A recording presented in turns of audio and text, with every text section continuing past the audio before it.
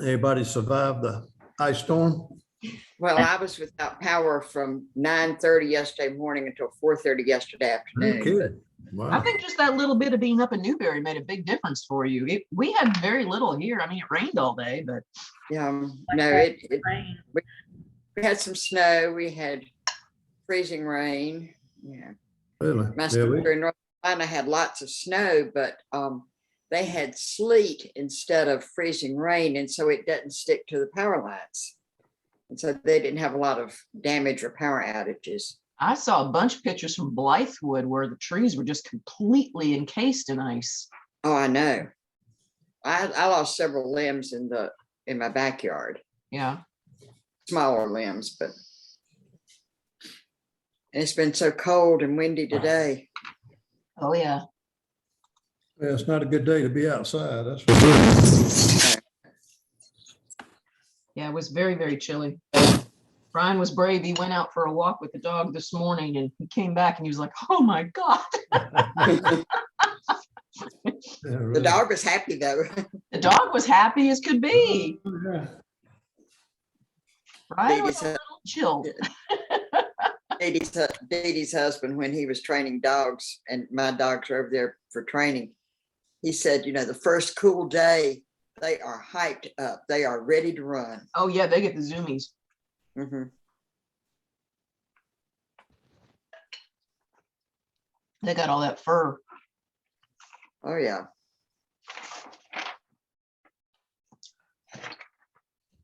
Everybody made it through okay? Yep. Yep.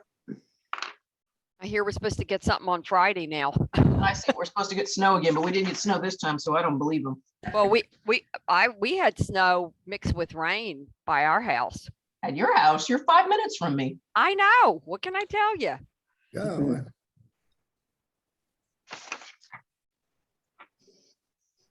The thing, we have a big light outside and I just saw this like rain and then there was just this like thick stuff coming down. Huh. But there was nothing. I mean, I'll tell you though, the wind, oh my gosh. The wind today is terrible. Oh, wow.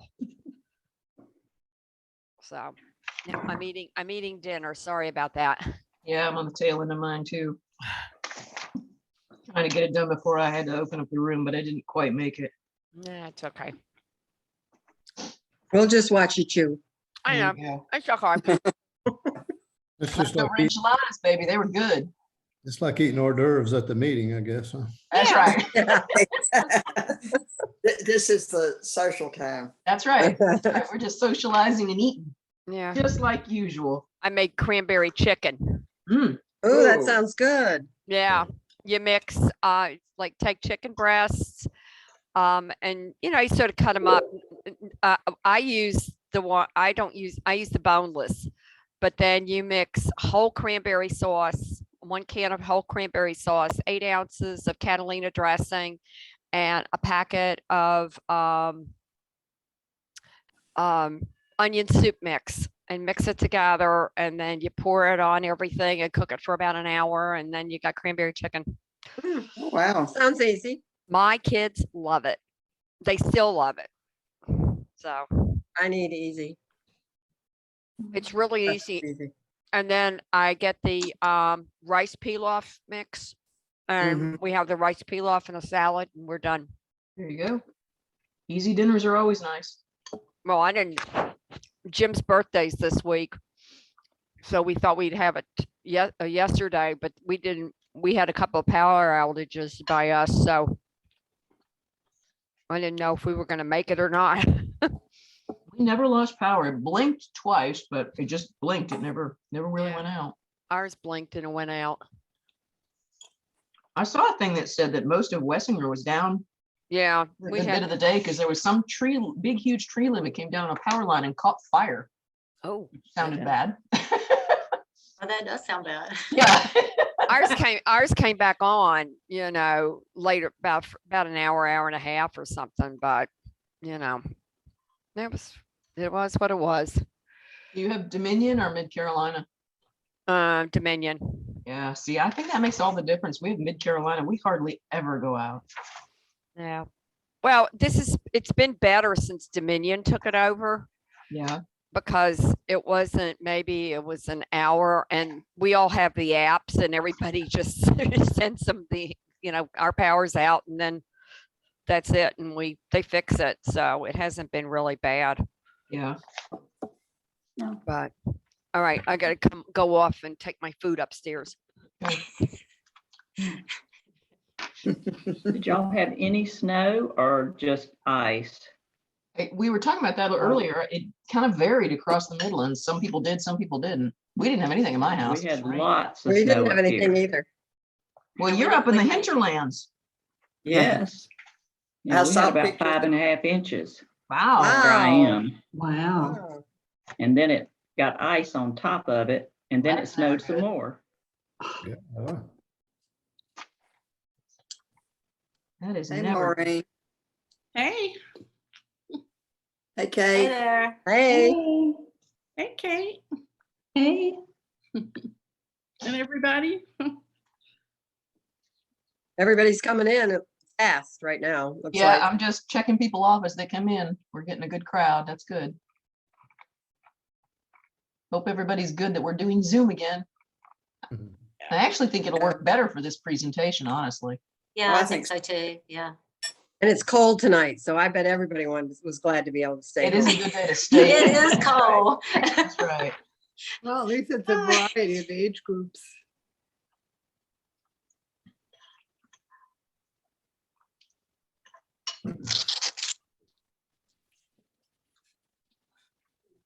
Lost my audio. Uh-oh. You can't hear us, Lytha? I hear you now. Okay. I think we just got real silent for a minute. Oh, It doesn't happen very often. doesn't. Take advantage of it when it comes. Enjoy it while you can. That's right.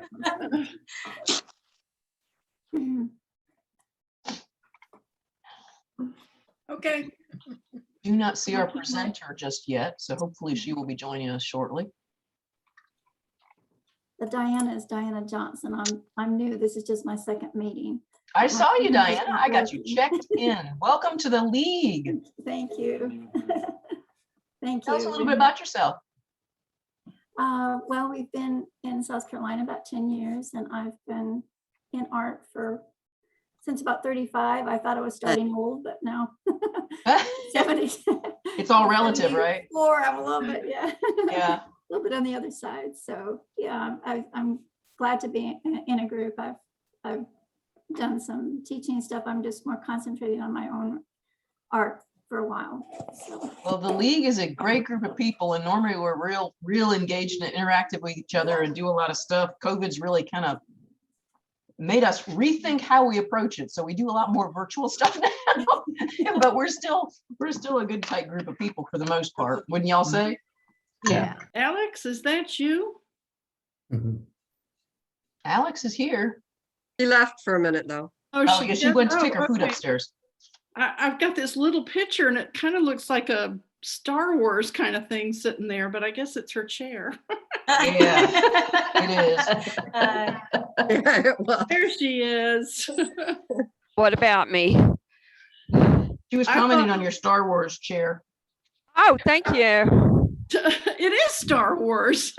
Well, no, I got Captain America and Oh. everybody, well, they're gaming chairs actually, but I don't do the video game things. So, but it's just very, very comfortable. I could actually take a nap in this thing. So if you hear somebody snoring, you'll know who it is. Whoa. Hello, everybody. Hey, boss. everybody's picture's getting smaller. I know. That is That's a good thing. Well, that is a good thing. Has Anne checked in yet? No, she just called me and asked me to resend her the link, so I'm doing that Okay, I right was now. just getting ready to text her to see if she needed the link. Okay. Yeah. How do we know that we're signed in? If Hang you on. see us, you're signed in. Yeah, who's asking Yeah. that question? So then you're signed in. Oh, okay. You could see there's Carol Hartman. your little thing there. Oh, okay. Is that Carol Hartman? I got you signed in. You're good. We just can't see. Okay, thank you. You are welcome. Do I show up? What do I, can you see me? No. What do I need to do? There's a start and stop video button somewhere probably on the bottom of your screen. I don't see it. You might have to But tap I'm your not real screen. tech savvy anyway. Depending on what device you're on, you might have to tap your screen to get it to appear. Might be on the bottom left. I see I see a little icon for me. Right. Do I do plus and minus? Welcome, Ron Weathers. Yeah, Ron was bright and early. He was one of our earliest sign-ins. I don't know if I can, if I was able to get the camera. I want to say hi to Mary Monroe. Cut it up. Hello. Here too. Hi. Up a little bit. Hi. When y'all was snowing, it was 60 degrees down here. Oh. Rough life. Where's down That was here? rather amazing. Where's Oh, down I'll here? come see you next time. I'm not going to worry about it as long as I can see the meeting.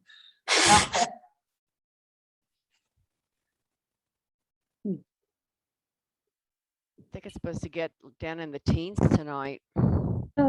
What? Here? I didn't hear Yeah. that. That's Cold. what I heard. Yeah. Oh. I heard we're supposed to have more this next weekend. Yeah. it's supposed to be. Friday. Chance of snow again on Friday. Yep. Yeah. Tonight, they said it was actually looking a little questionable as to whether any of it would be around. Friday and Saturday are possibles. Well, I don't think it's snow or anything for tonight. I think it's just the wind and the temperature is going down. And that's what we're, Hey, Karen. Hey. How are you? I need lipstick on. Hey, Maureen. We're not judging. No Do makeup, no lipstick. You got me as I am. Good. I have no makeup either. I've Oh, been me. shoveling snow. Sandra, how about you? Everything okay in Newberry? I was without power from 9:30 yesterday morning to 4:30 yesterday afternoon, but Oh, wow. everything is back. Did you get My any house ice fourth- up there? Pardon? Yeah, we had ice Yeah. on the trees and Oh, wow. That's pretty. so It's pretty Well, awful. Yeah. I lived in Connecticut. you, Marie. I lived in Connecticut in the Northeast and West Virginia, and we like a lot of snow and ice. So So I think we brought back that with us because we had 5 inches of snow when we were in New Jersey, yay! but it was real snow. It wasn't like ice. No. It was what you they could get do. real to snow. just blow it away, Yeah, they but get it real would not snow. make a snowball. But they get the icy stuff too. TC, what are you doing? Can't hear me. What? I don't, TC's He's muted, so stuff down I there. can't hear what Yeah. he's saying. muted TC. He's sideways and. Yeah, he is. He's playing around down there. There we go. I'm Huh? actually going are you home, so I'm probably doing? going to turn my video off. Hey, Dee Dee. Are you sitting on the real beach there, Michelle, Doc? I wish I was. This is wishful thinking. How are you doing it in the background? I have on my Zoom thing, it has a bunch of backgrounds you can choose. Oh, Oh, This is wow. my favorite Ah. because my bedroom is a How'd you do mess. that? I don't know. I want to do that. Sometimes it'll prompt you to add a picture, Yeah, yeah.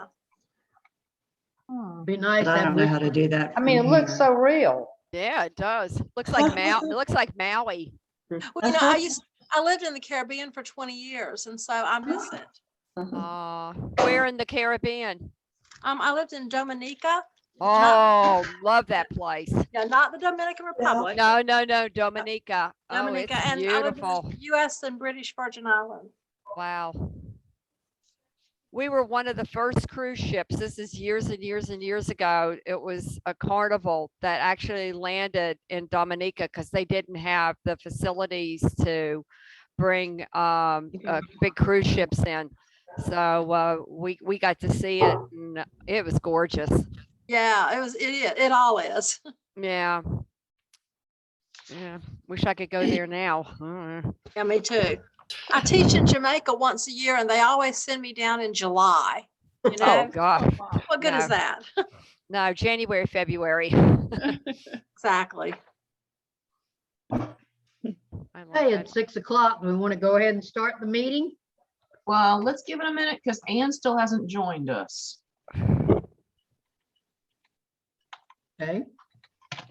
Want me to call her? Yeah, wait, there she is. Okay, she's coming in right now. This is a quiet group. Well, it hasn't been. There's Ann. Okay. Congratulations again, Ann. Yeah. Thank you. Very excited. Here she is. Very I excited. know. That was awesome. Awesome. Of course, we know how talented you are. Are you physically taking the piece to New York City? Well, Okay, I'm calling the sorry. All right. Crooked Creek January meeting to order. Welcome, everybody. I'm glad to see that the storm we all have survived. Probably were a little cold and inconvenienced for a little bit, but we're doing well. I'd like to congratulate again the winners from Still Hopes. And we have had at least 5 sales that I know of, might be 6 at this point. I know there was another one that was possibly sold, so I'm not positive. So that's a good thing. And I wanted to congratulate Kimberly Case on her being accepted into Art Fields. Thank you. And so I Exciting. know there were 2 other of our former members that got accepted also. So congratulations to them too. Treasurer's report, y'all should have seen that in the connected with the president's letter. Got that. And Sonia, would you like to say something about the workshops real quick? Well, we have a couple of exciting ones coming up. We have Drawing with Russell Jewell, February 4th and 5th. We still have plenty of spaces in that one. Larry Moore's coming up. I don't know if everybody's familiar with him. He's a Charleston artist, very creative. He's doing a 3-day workshop, and that is March 3rd, 4th, and 5th. He's also our juror. And then we have a watercolor workshop coming up in April with Helen Beecham. And Erdal Kabal, who is a member, award-winning photographer, he's doing a 2-day workshop, 4 days each day at the end of March on iPhone photography. So that ought to be very useful. And there's plenty of spaces in all of them. So please sign up.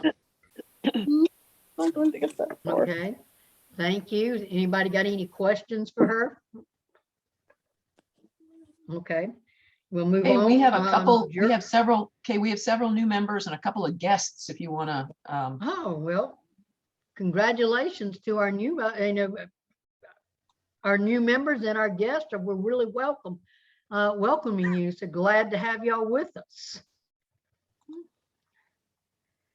Okay, Jared show is coming up, and Kay Stallings or Lisa. Well, we're moving ahead with the juried show, and we're just hoping that COVID is done playing tricks on us and we can actually have a normal show and a normal reception. One thing we do need to ask is volunteers, since we don't have sign-up sheets tonight. We don't know what February is going to be. We need you to get in touch. Lainey McWilliams has graciously agreed to be our refreshments for the show host. And the main thing we need is for people to either call or email her. We're going to have, we need volunteers for, let me see, 3 choices: sweet, savory, And if you don't want to bring food, we gladly accept a monetary donation if you can do that. And Kay, yes. the link to volunteer and or donate is on the website. There's a link for it right on the top right of the juried show page. There's a thing that says we need volunteers. And if they click on that, they can go directly to that and tell you guys directly what they want, or if they want to do food, if they want to help in other ways, if they want to donate, there's a link there to be able to make the donation directly. Oh man, Barbara is with it. Thank Yes, goodness. she is.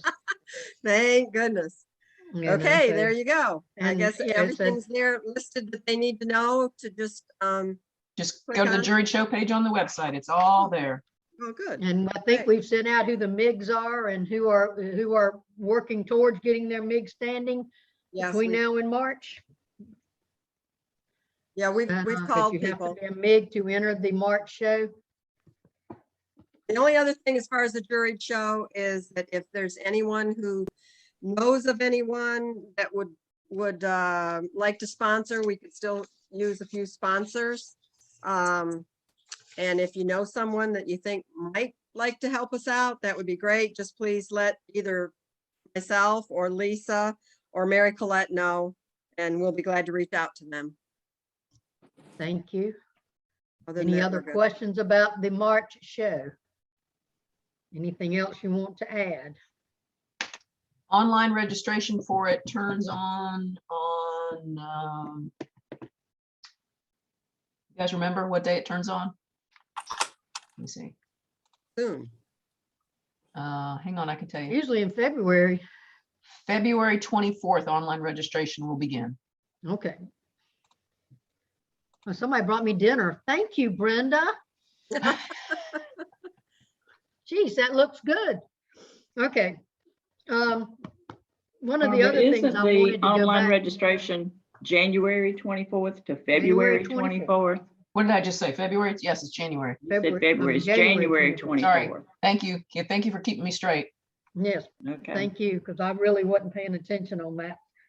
One of the other things I wanted to go back and add to on the Still Hope show, folks, we had such a great show and it's such a good opportunity to sell some of your work. Also is we really want to encourage members that even if you're not entering the show, to go to the reception. You will be totally impressed with Still Hopes. The facility is amazing. And I'm just letting you know, as I say, it is a great opportunity, you know, to sell some of your work if you're interested. So that is one of the other things I wanted to add to that. Public galleries, Allie, you got all of that? Eileen? Is there any open that you need anything? Alan is not online. Okay, sorry. Well, if you, I know that she was asking for somebody at one time this week. I don't know if all that's been filled in, but if you're interested in, you know, putting your work out in public, that's a good place to do it. Refreshments for the juried show. I want you to know that Melinda Smith did not just leave us high and dry. Her and her husband are on their boat traveling from Seabrook Island to St. Augustine, Florida. So they were going to be gone 2 months, and that was why we needed somebody to help, and Lainey stepped in, and we're greatly indebted to Lainey for doing that. But she has put out that she needs anybody in the Chapin area that could go to Lowe's and Food Lion to see if they could get the fruit and vegetable trays from them for her. It would be really nice if any of you could do that, if y'all would drop a note, you can send it during the chat times today or later. Anything else before I turn this over to Deborah?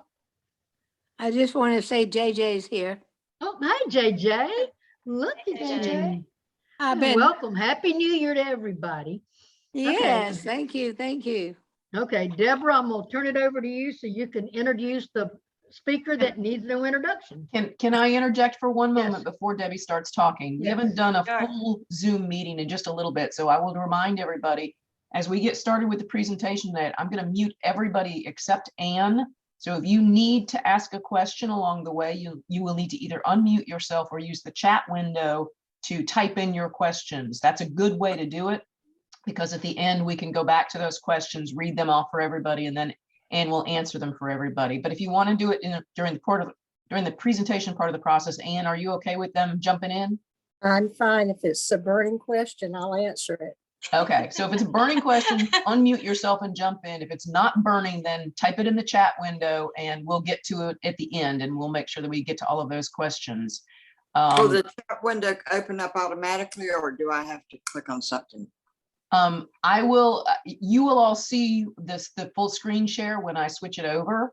And then you'll be looking at the artwork images once Anne starts the presentation. So you shouldn't need to do anything. It should fill your screen. If you have trouble, send me a chat on the side and we can see if we can figure it out. Any other questions about how it all works? I think she was asking how she writes a question. Oh, on the bottom of your screen, there's a little window, there's a little button that says chat. If you click on that, then off on the right-hand side of your screen, there's a little box that will open up that says chat. And you can type Okay, but it will come on, I guess, once the presentation starts, because I don't see it right now. It's not on mine either.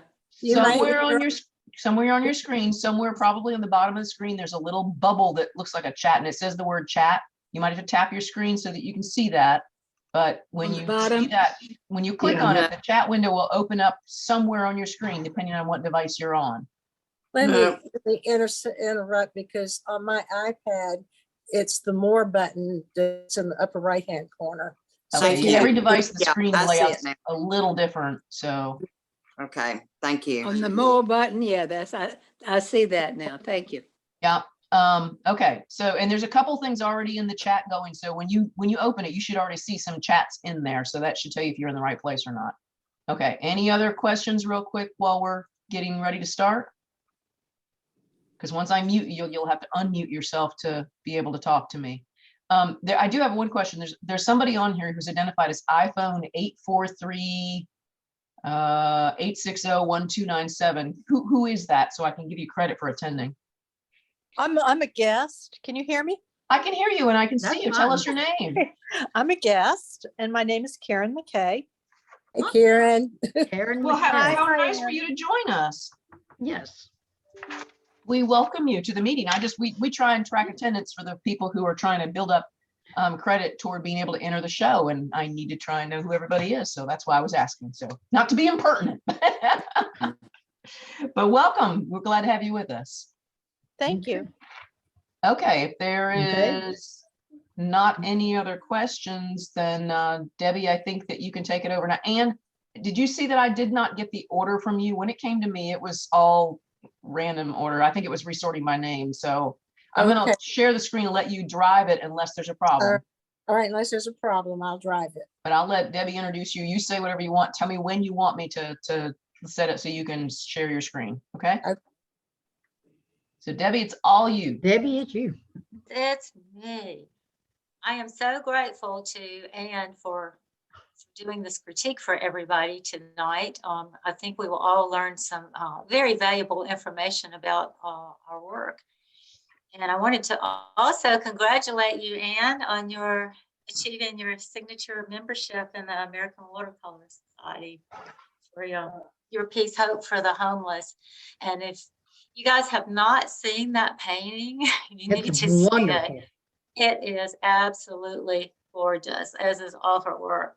So I am very excited for her to take a look at some of our current artwork, and she's going to be critiquing our artwork with an eye on composition. So I know a lot of you have sent one of your images to her, and she will go through as many as she can during our meeting time. And we'll have these notes for you later on as well. She has done this for our league in prior years, and it's always been a great success and a great opportunity to learn some things about our work from an expert in the field. Thank you so much, Anne, and I'm so excited for you to do this for us. Thank you, Debbie. Okay, can y'all hear me? Yep. Okay, Barb, I'm ready to share content. You with should be able you. to. Go ahead and give it a go. Okay. And y'all will be patient with me. It'll take me a minute to get where I want to go. There should But be a button down near the bottom that says share screen. okay, I'm good. While I'm talking and while I'm searching for the first one I'm going to do, because this just came up totally different than oh, here we go. It was not taking me to the file. I want to talk a little bit about how I look at things to in order to critique them, or to even when I am doing my own work. Okay, I want to talk a little bit about how I evaluate and critique things, because design is really the foundation of excellent painting. And if you're not familiar with the elements and principles of design, I encourage you to start doing so. I'll talk a lot about that tonight when I look at the individual pieces. And as I looked at them, and I spent a good bit of time with these, I looked at them and tried to figure out what the art was about and how we could focus, what we could change to focus on that. There are several people who, when you look at their work, there's an obvious need for more work technique. So technique is something I will also talk about. And technique is something we all have to learn. We all have to go through it. The process of becoming a better artist has to do with practice, learning, practice, study, practice, practice, practice. And the harder you practice, the better you're going to get, and the faster you're going to get there. And when you start thinking about the work you are doing, you really need to think about, what is this painting about? Now, for those of you who enter juried shows, and I know there are some of you who do, I want to share this with you because I think it's very ironic. Is the painting that got accepted in AWS this year, that got my signature membership, was rejected from a previous entry into AWS. So you never know. It's the jurors change every year. And I just thought it was really funny that, the one that I got my signature membership on was one that was rejected several years ago. AWS is one of those organizations that does not require you to have finished it in the last 24 months or whatever. So there's no timeline. And I had entered this one back about 5 years ago. And, lo and behold, not only did it get accepted, but I got my signature membership. So don't ever give up on a painting. If you think it's good, then you trust your instincts on that. All right, now I'm going to try and share content. This is a painting by Maureen Carter called Steel Stacks. Steel, S-T-E-E-L Stacks. That's a tongue twister, Maureen. I hadn't said it out loud. My immediate response to this one was asking myself, what was this painting about? And it, interestingly enough, it comes off almost as an abstract painting in the way that the shapes and the colors and the lines go. So the first thing I did, and I'm going to show you on Maureen's painting all of the things I did. I will not show them on every one, but I want you to get an idea. Excuse me.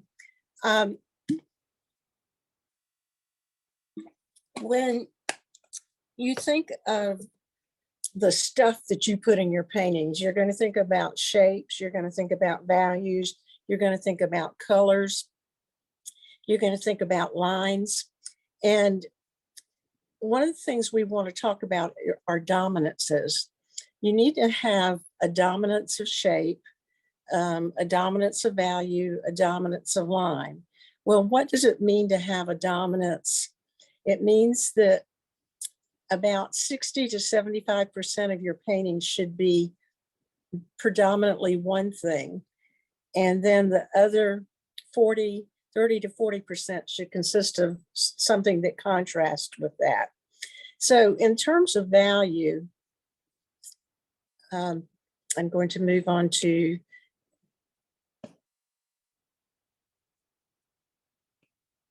showing you these. I wish there would be a way that I could do them without going all the way through this.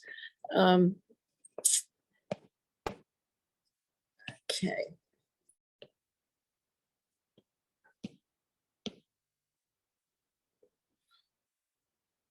Okay. When I use an app called Notanizer. Now, a Notan is considered black and white in Chinese or Japanese, I can't remember which, but it takes your image and turns it into black and white. But Notanizer gives you a chance to put it in 3 values. Now, you can change the percentage of values in this, and in this case, the predominant value on Maureen's painting that I put in there, I pushed it to be predominantly mid-value. Then the second percentage was dark value, and the baby percentage was white value. It's what we call Papa, Mama, Baby. And so this obviously isn't the right value construct for this painting. I hope y'all would agree with me there. Okay. This is the more correct value for hers. And here the Papa value is the dark. The Mama value, or the middle amount of value, is the white. And then she's got some mid values. And you can begin to see that her painting is got some balance in that she does have a dominant value. Now, when we look at line, we want our eye to be led to what we call the focal point.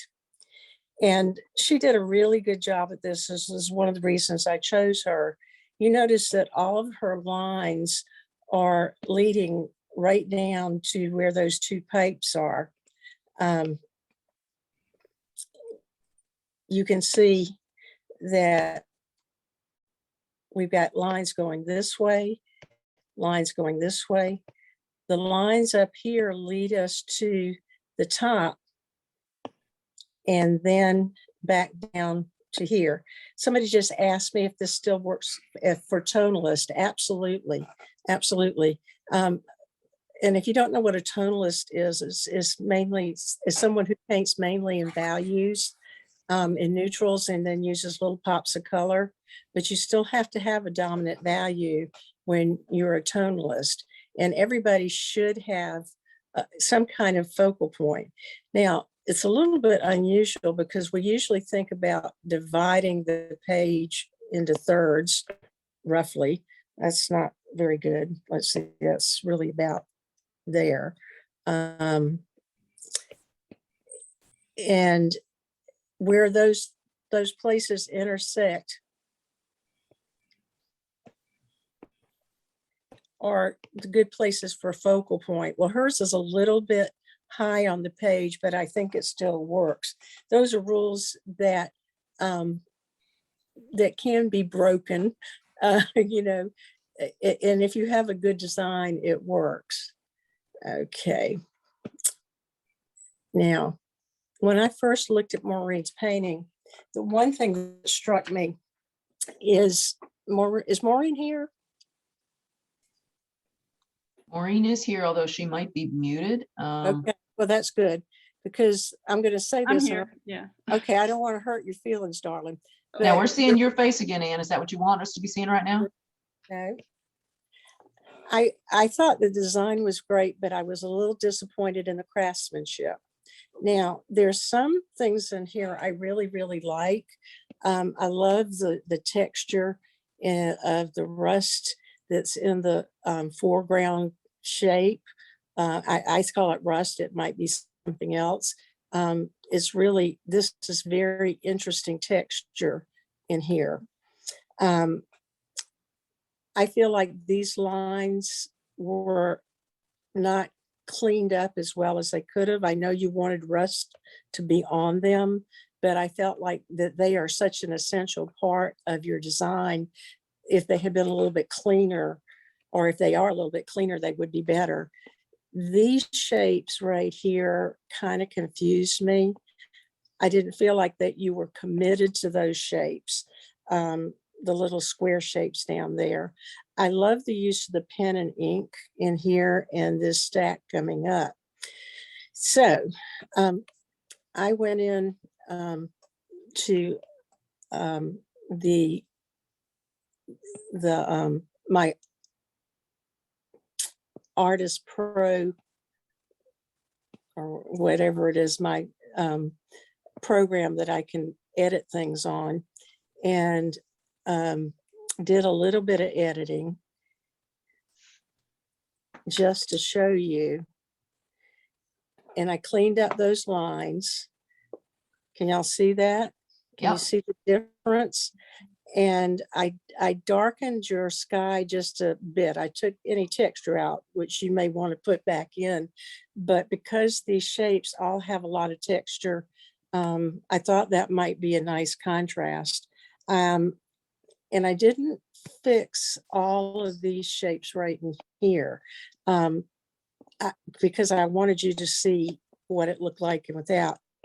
These little, this little pattern of dots down here was really jumping out. So I felt like laying those back would be a good idea.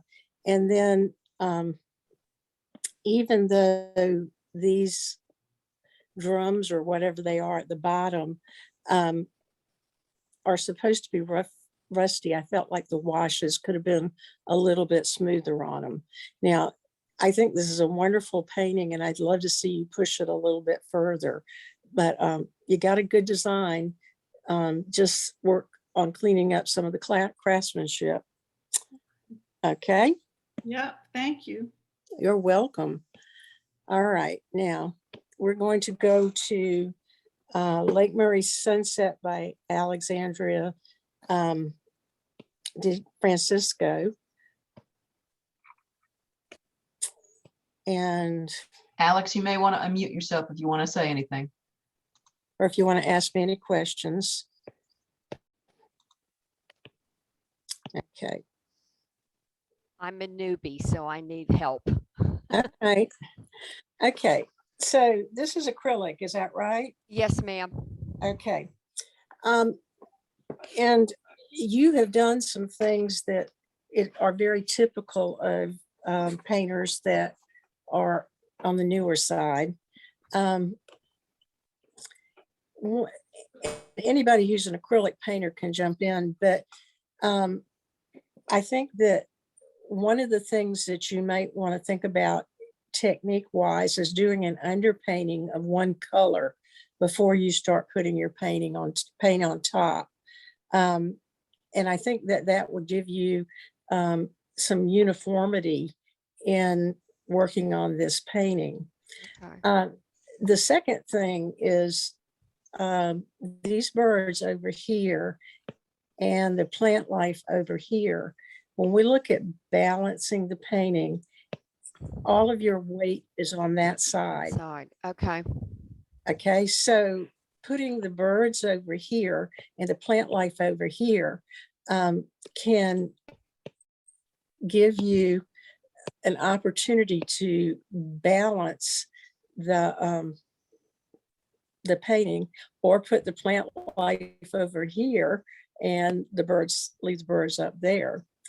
The next thing is, again, this is a really hard line, and I'm not sure whether that's supposed to be an island over there or something on the other side, but There's supposed to be it's supposed to be like an island or something, and then with the sunset coming through. Yes, ma'am. Yeah, that's what I thought, but it's going a little downhill here. Okay. And if in fact it was an island, then that dark could have gone all the way up Okay. There. All right. So you got a very pleasant design going on here. And it's very symmetrical, which is okay, because we have two kinds of balance. We use symmetrical balance where things are divided down the middle, and you pretty much have the same thing on each side, or sometimes asymmetrical balance where you might have the dock coming in from one side and the island going to the other. So those are two opportunities for you. So I sat down and I probably spent way more time on this than you probably want to see, but I kind of reconstructed some of it so that you could see what potential this design has. Maybe I will say that. Because let's see. I've never taken any art courses or anything, so Okay. this is all. Oh wow! Oh, I love that. Same design. That's awesome. Now here I've selected a complementary palette, which is pretty much what you were kind of going with, which was an orange, kind of a yellow and a purple palette. It's got a little orange in it, which would make it split complementary. But what you can see is what happens if you, here I put the plant life over on the right-hand side and the birds, the larger birds on the left. And I think everybody can kind of benefit from this, is notice that those birds go like this and they become, there are a couple in the water down here, but they become things that move the eye through the painting. They become little marks that can take people through. Having that softer edge around the sun is really kind of important.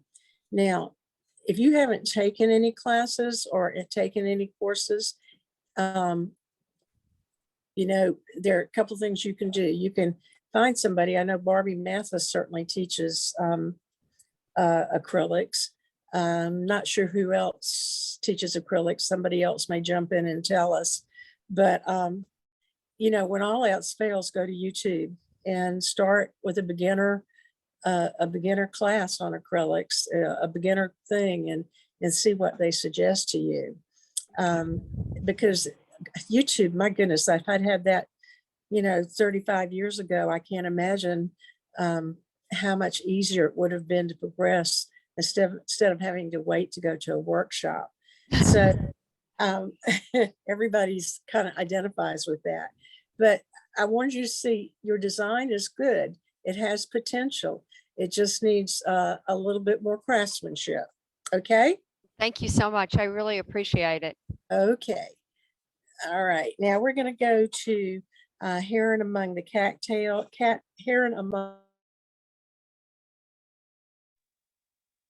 And I'm sorry, I accidentally hit mute on you. My fault. Okay. If you want me to be quiet, just tell me. No, I wasn't meaning to do you. Okay. All right. So I'm sorry, you were saying, I cut you off. Where are we going? This is Heron Among the Cattails by Ruby Deloach. Okay. And Ruby sent me a quite a nice picture that I only had a couple of suggestions for.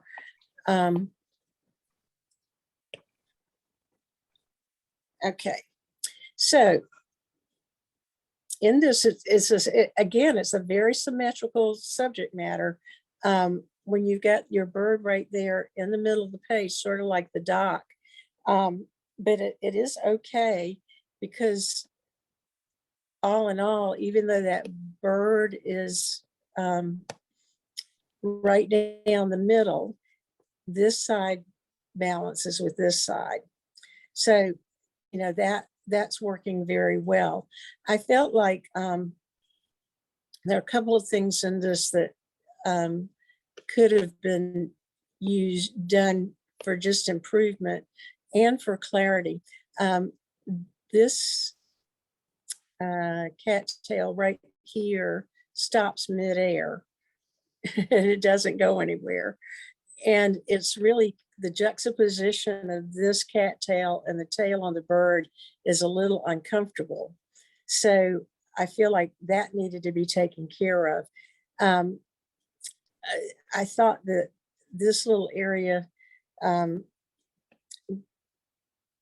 in, oops, I got this thing in here. This little area down in here was a little bit on the muddy side. I think it could benefit from some highlights and the playing down of a little bit of the texture in the bird in this area. I also felt like this is a long painting that probably from here up, nothing much is contributing to the painting. You know, sometimes when you have this, and there's a lot of texture going on in here, but we have that same texture all the way down. So I thought it could benefit maybe from being cropped. So let's go to my little version of this. Okay, so I've taken a little bit off the top. I've added, I took this cattail right here and ran it in front of the bird's tail, which matched the depth of the sear. I also ran this guy up over the leg a little bit and then suggested some highlights down in here. I think softening up a little bit of the feathers in here, the texture was almost a little bit overwhelming. So leaving the texture on the back, but softening it here helps this not be, this painting is about this. It's not about this. Okay, remember I said, what is the painting about? The painting for me was about the face of the bird. That's where ultimately I want to look. And so when the texture is too strong here, it can be a little overwhelming. I also softened up the edges on these so that we could get past those to the birds. If they're too hard, you can get hung looking at the cattails and not the bird. Any questions? No questions. Okay, moving along. The next painting we're going to see is, I don't know if this one had a name, Debbie, Bluebird. I just call it Bluebird's Nest. It's a very, very nice painting, crafted very well. And hopefully between this and the next stuff I show you, you'll begin to see even more what I'm talking about. All right, here is her original painting. And so this painting is about those eggs. And those eggs are what I want to see. Now, when you want to bring somebody in to look at something, you're going to look for contrast, okay? Now, contrast can be in color, shape, line, whoops, value, texture. All of those contrasts will help me come to viewing the painting. Okay, so when I want to look at those, let's see, get out of this.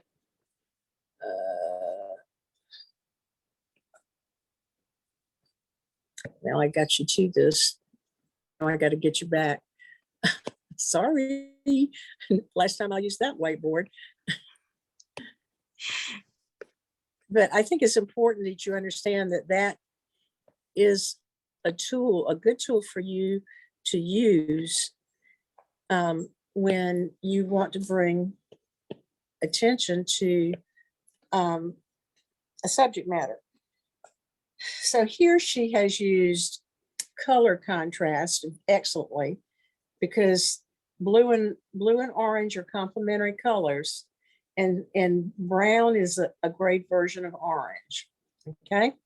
She has a shape contrast. She's got round shapes against curly shapes. She's got a smooth texture against a rough texture. All of that's so well done. I only had a few tiny suggestions for her. I want you to look at the foreground here. Okay, let me get a little different color. If you look at the foreground here, it is lighter than this. All right. Now, if I want to draw somebody's attention to something, I'm going to make it light. Okay. And so I have to get past this to go get to those eggs. And consequently, I could get real hung up in all of that bird's nest stuff. Yeah. If I'm not careful. Also, my lightest lights are really in here. Okay.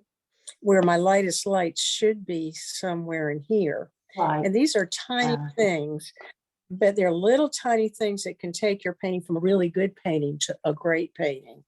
And I think that's why it's important. So let me show you where we went from there.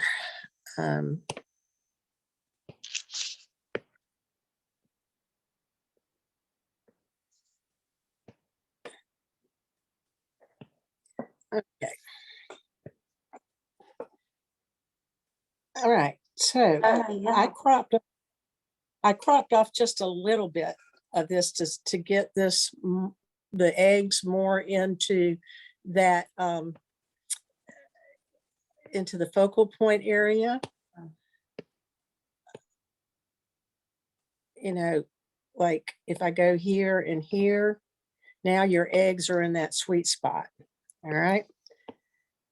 Then I took and I glazed, and I don't know what this is done in. Is it pastel or? It's pastel, yeah. Oil. Okay. Pastel. Yeah. So I came over in and I glazed over those lights in the foreground. Love it. Okay. And I popped a few highlights on the eggs, little tiny changes, but now the eggs are what I see when I first get there. And you've got all of those other things that are going to bring me to that. And I think this kind of puts the icing on the cake. And it's very tiny, but I think if you know, when you think about that stuff, I go to a critique group in North Carolina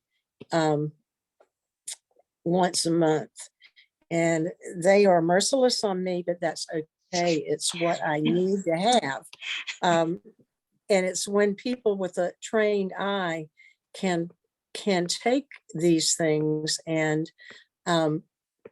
just help me tweak my work. And they were rooting for me about as much as I was rooting for for me as much as they were rooting anyway to get an AWS, because they'd help me. Now, it is an honor for me to critique Kimberly Case's stuff, because she is truly a photographic master. And I really, you know, I took a look at what she sent me, and even there I found a few things I could tweak. Now, she sent me 2 things and I only worked up over one, but I assume this must be her publicity photo. Is Kimberly here? She Yes, is. no? She might need to Yeah, unmute herself. I'm here. I'm here. Yeah, Okay. That's not the picture I wanted you to critique. No, that's just. I just wanted to. I did a little bit thinking about that one. No, it's just my portrait. Yeah. Yeah, it's your portrait, but in this, there's motion at my front door. Somebody's ringing the bell. I think your hands and your camera would probably be the most important thing. And I didn't do a lot with that. I just want to show you this. So I came in and I put it in the no tanizer. Okay. And interestingly enough, I think that you can see that this is working really well. One thing in the construct is that's so good is that you use triangles a lot, and triangles are really a wonderful basis for design. They're the strongest structure, in all of the structures we have, because they have a wide base going to the top, so that your light is working exceedingly well on that and then coming into your hands. That was really all I wanted to say about that. However, thank you.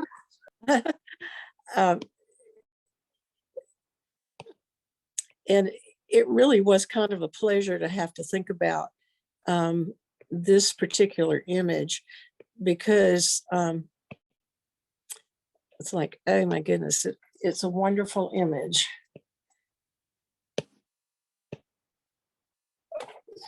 Okay. And I'm going to talk a little bit about what I like in this, because I think everybody else could benefit from it.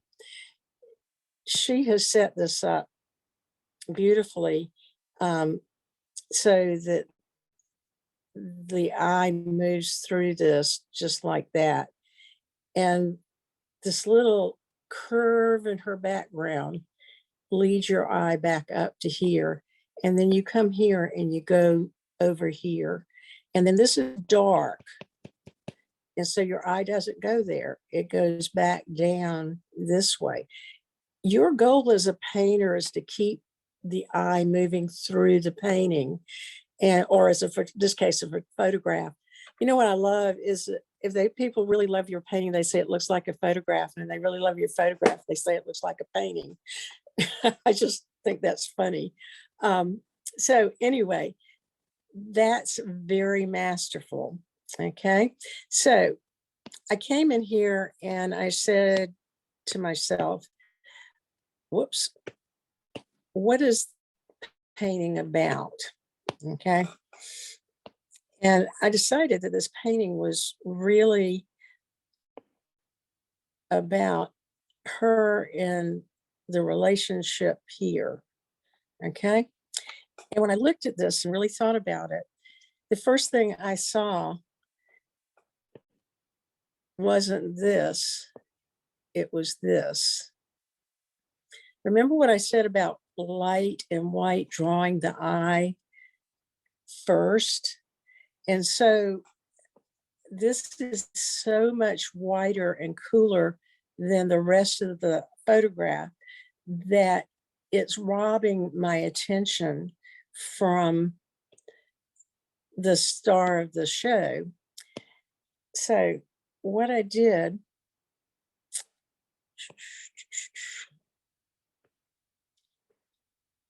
and I'd love your response to this.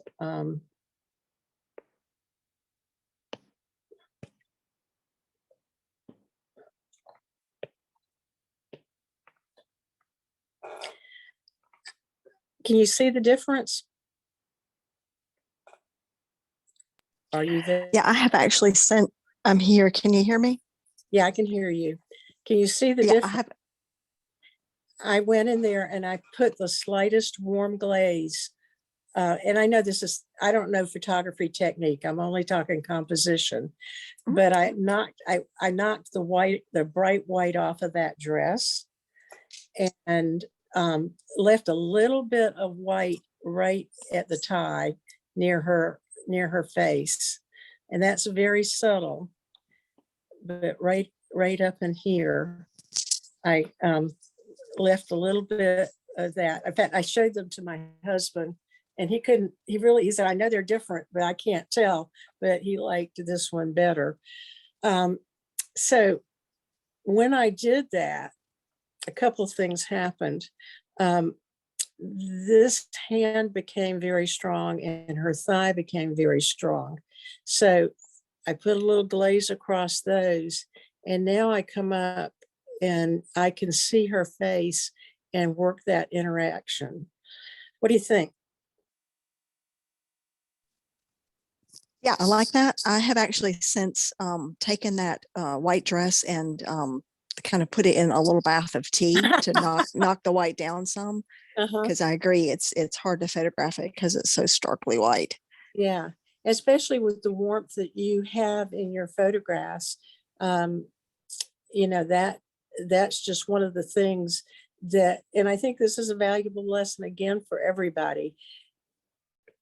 If this is what the photograph is about, then this can't be what draws my attention away from the face. And again, it is about her looking at the basket.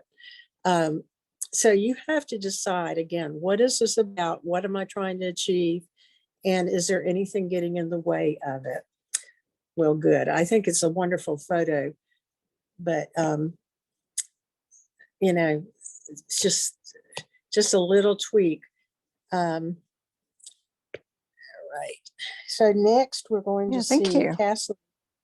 Castle in Britain by Carol Hartman. Okay.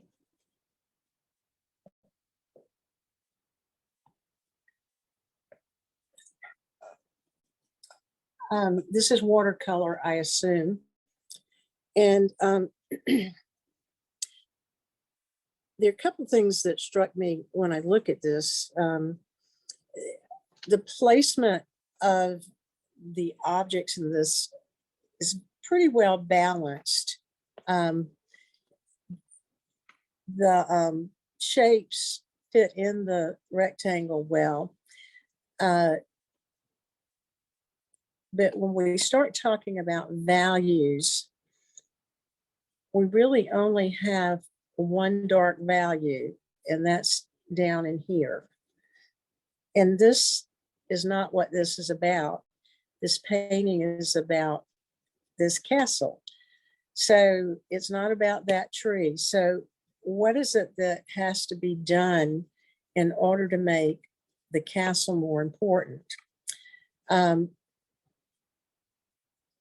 When I looked at this and I thought, man, that's kind of monumental and courageous to do to do a castle, especially when you got all this stuff going on.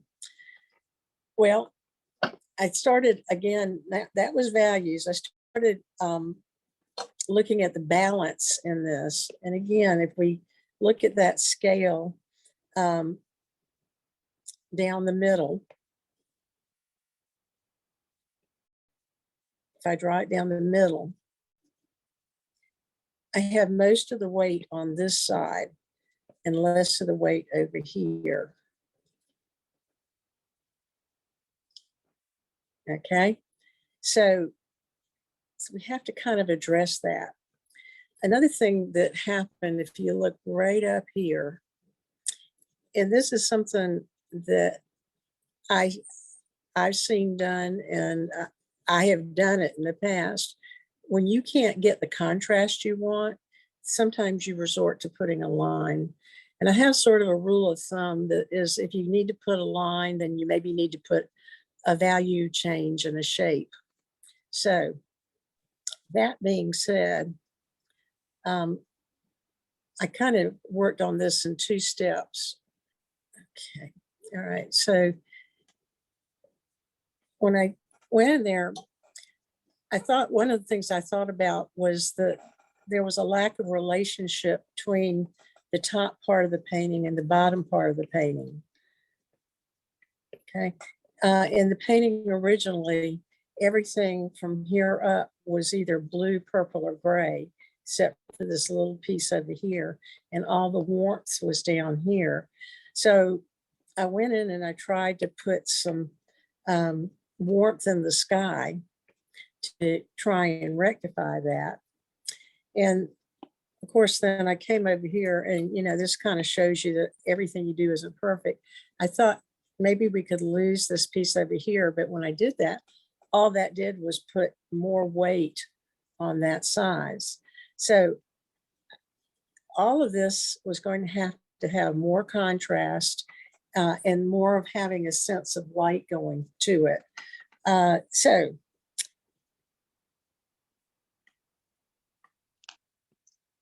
and is Carol listening?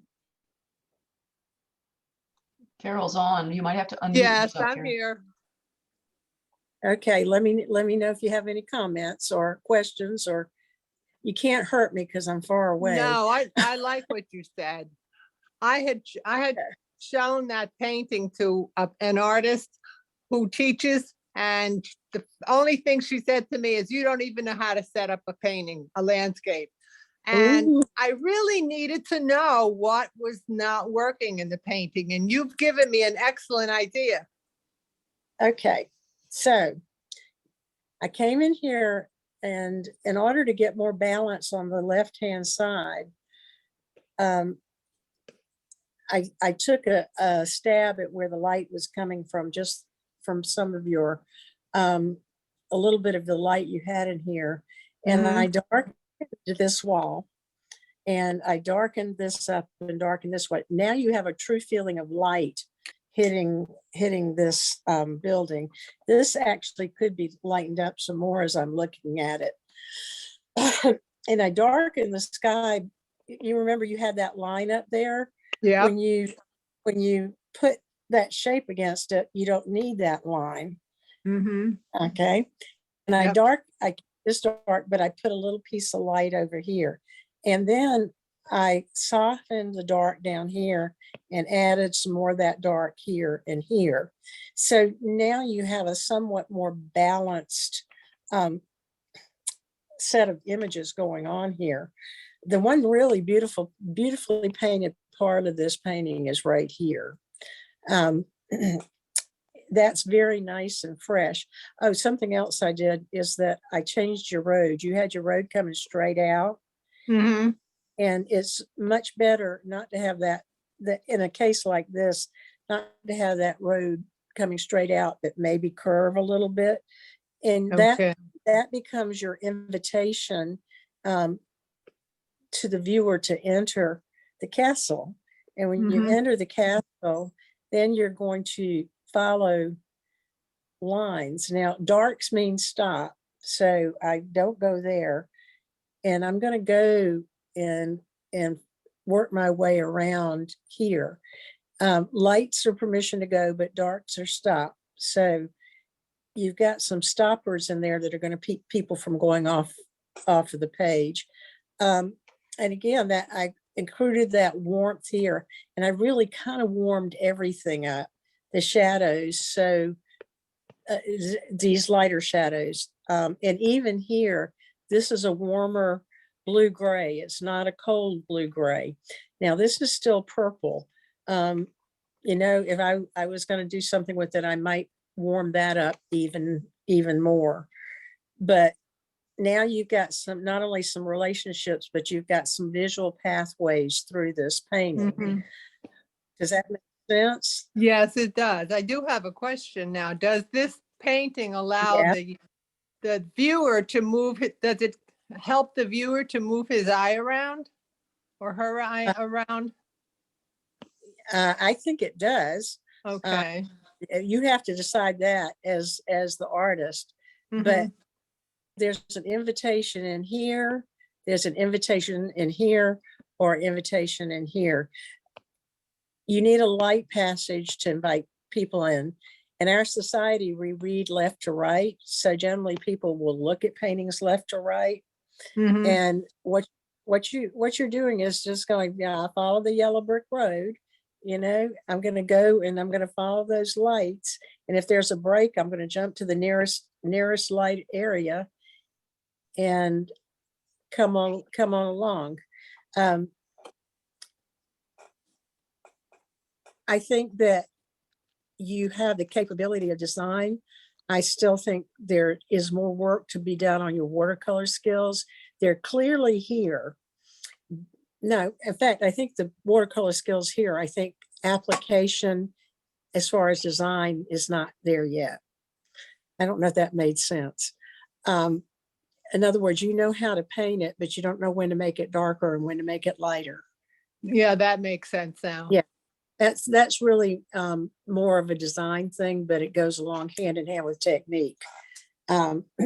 Clearly, you know how to paint foliage. Your foliage is excellent, but you know, the buildings got a little weak. So in looking at it, you see how that really now has depth just by putting that light against that dark. You see that turn in the building. All right. Yes, Any thank other you so much. You're welcome. I hope this is working for y'all. Okay.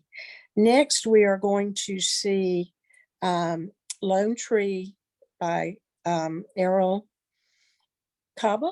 Is that the way you say your name, Errol? And this was another tough one. Kaba. Sabah. Okay. Spanish. Okay, I got it. I'm not going to try again.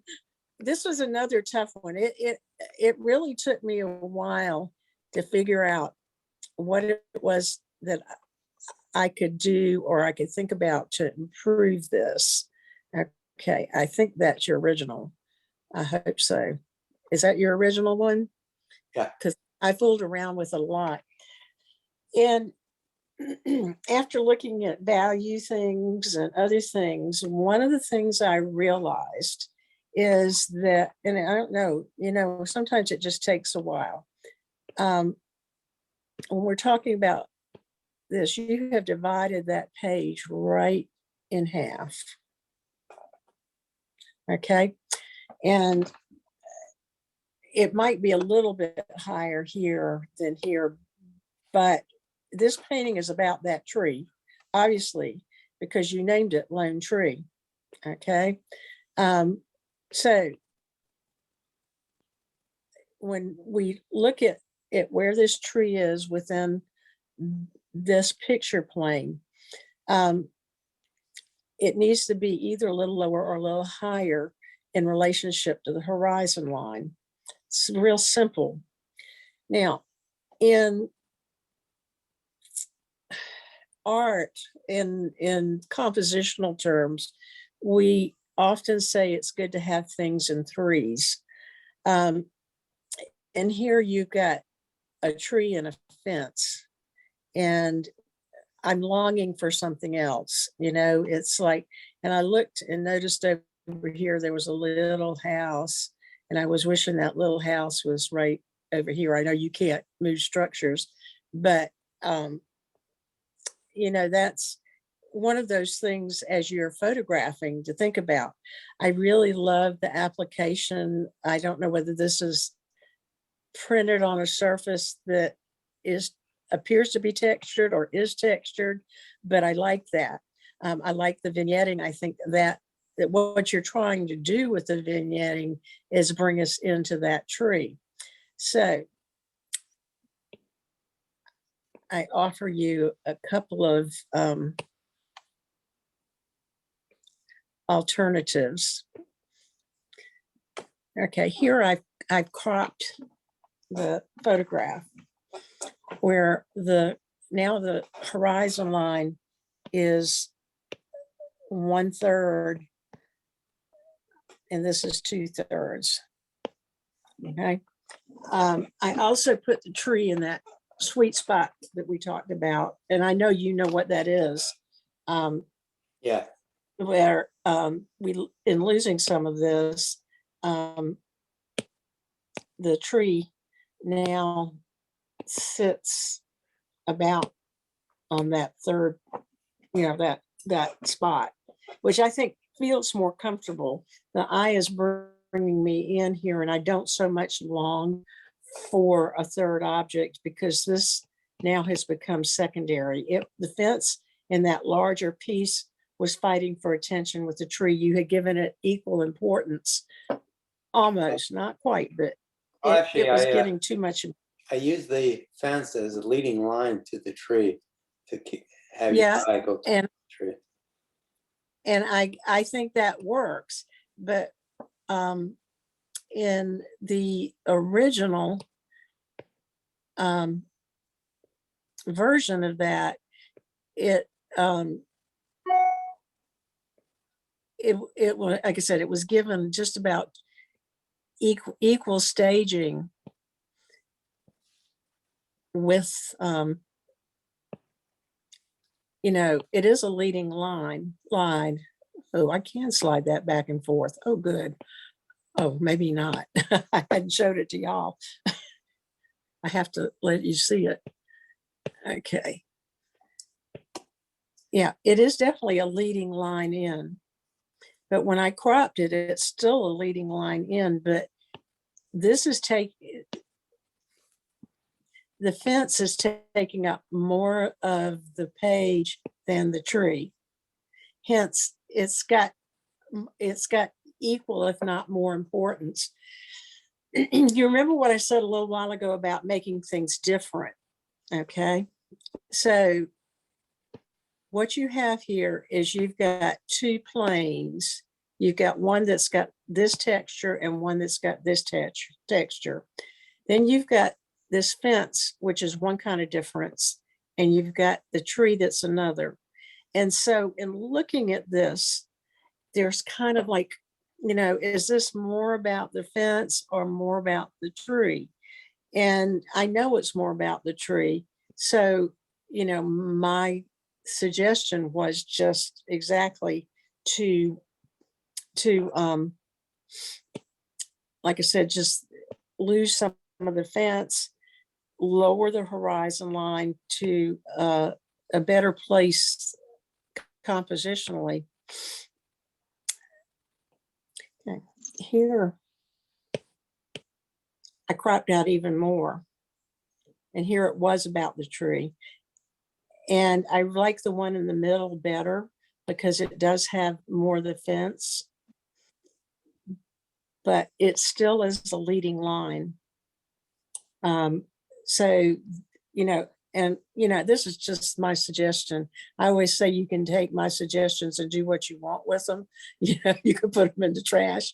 It's just my view of what I think compositionally achieves maybe a slightly better. And remember, I was talking a little while ago to Debbie. It's, yeah, it might be something that takes something that's really good and make it really great. Yeah, I agree with the horizon. I didn't really catch that, even though I know that rule, and but appreciate that. Yeah, absolutely. Okay. All right, now we're going to go to this Litha Nicholson. I hope I pronounced that correctly. So many of you I don't know, and I don't know how that happened. Okay. I'm going to get Litha's painting here. I want you to think about what I said about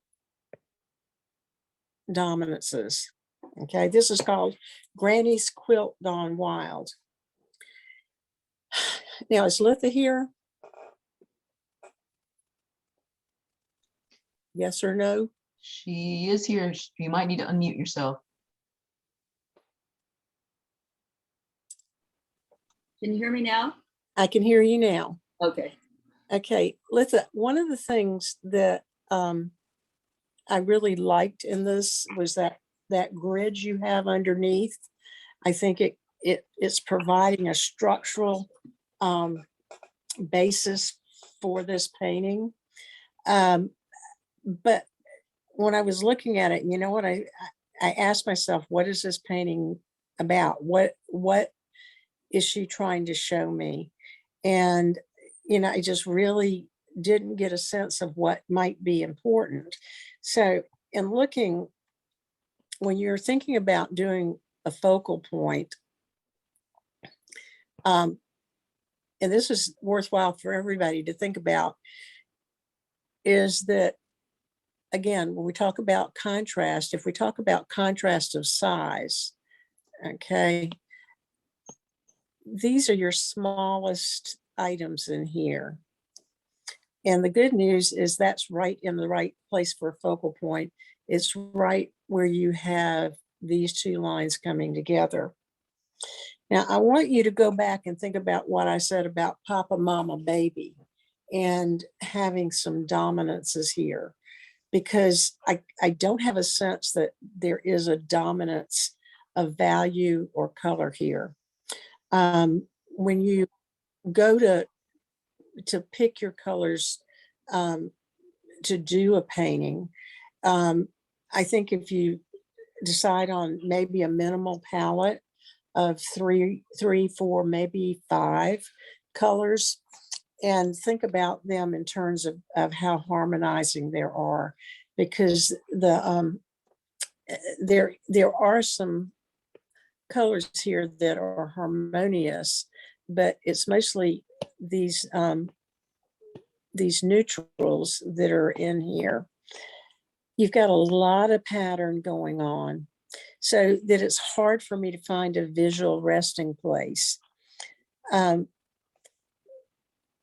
When you started this painting, did you have a goal in mind, or was it one of those that was sort of intuitive for you? Yeah, I did. This started out mostly about texture and pattern, and it was a quilt.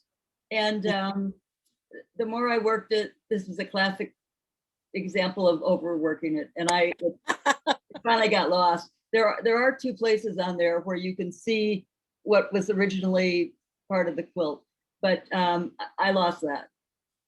Yeah, so it went wild. It went rogue. Yes. Okay, so when I looked at this and I thought, what can I suggest to help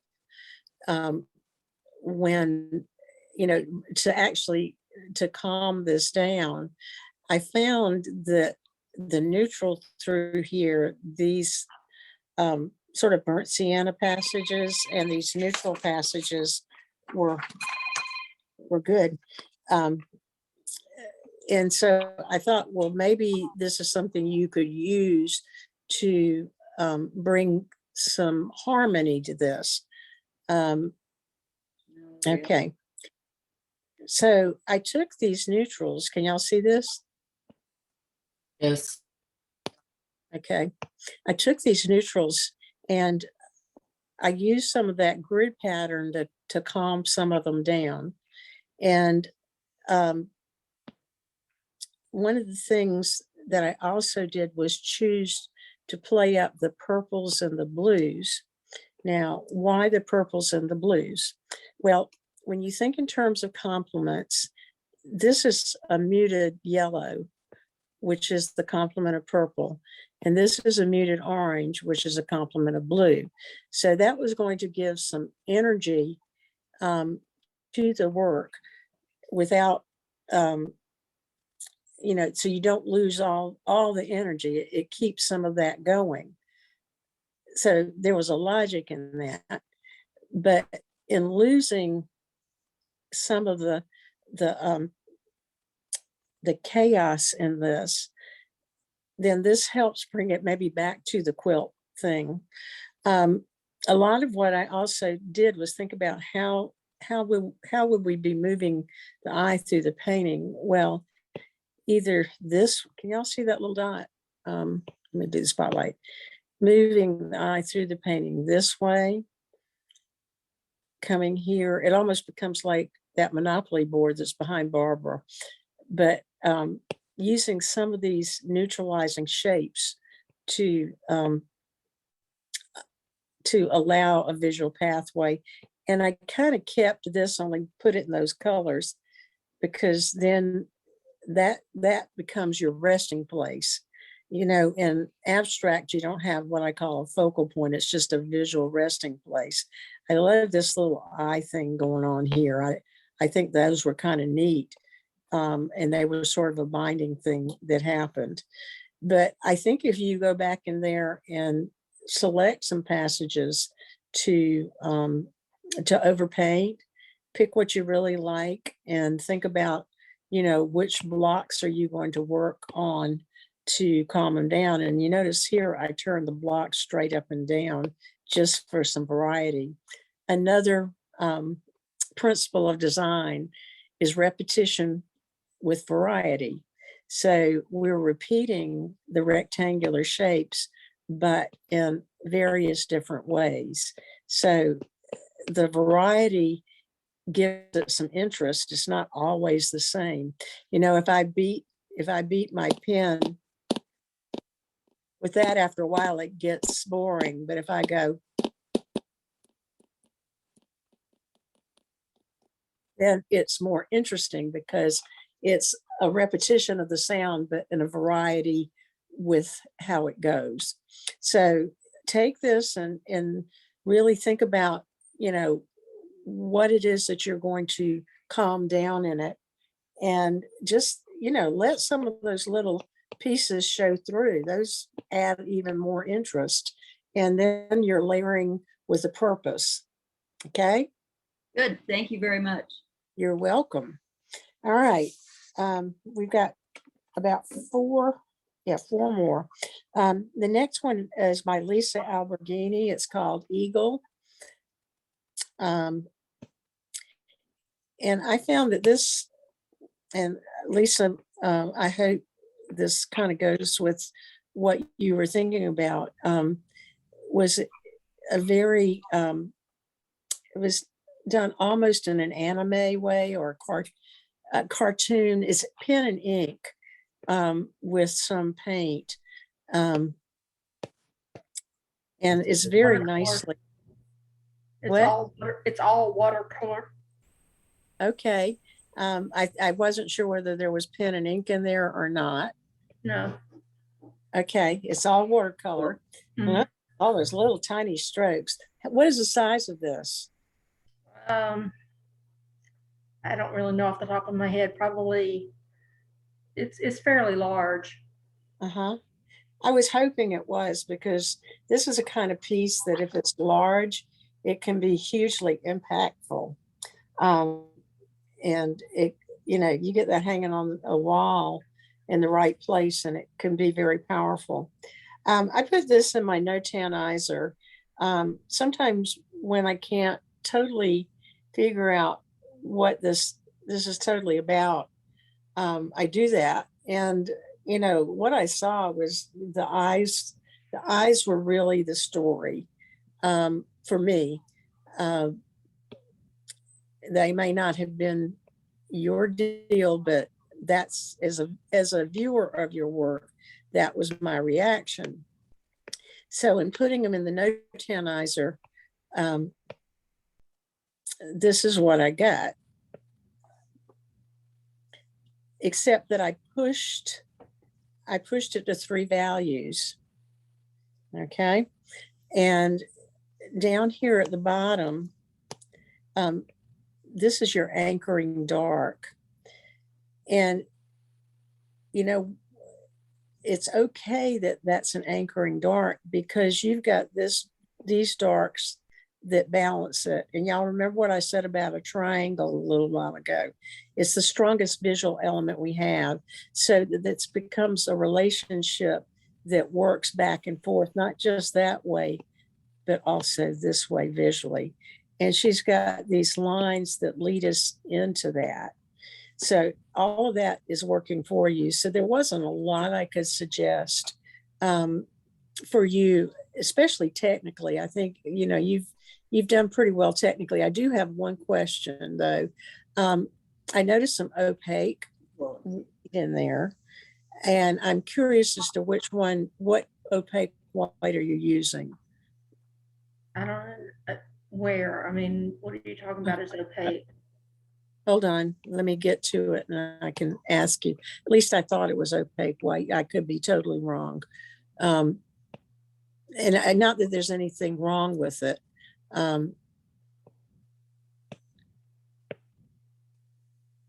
Okay, or maybe it's a gray that's down in the bottom here. Yeah, it's just gray. It's gray. Okay. Okay. And is it opaque color as far as I mean, do you know what gray it was, or is it one you mixed up? No, it's just black and white. Okay, got Yeah. it, got it. All right, so you use like Chinese white and ivory black? Yeah. Okay. Or it's been a while since I painted this. It could just be black, just watered down. Okay. I tend not to use black too much in my painting. I'm not saying it's good or bad. Mhm. But this paint does not too much match the rest of this. If you wanted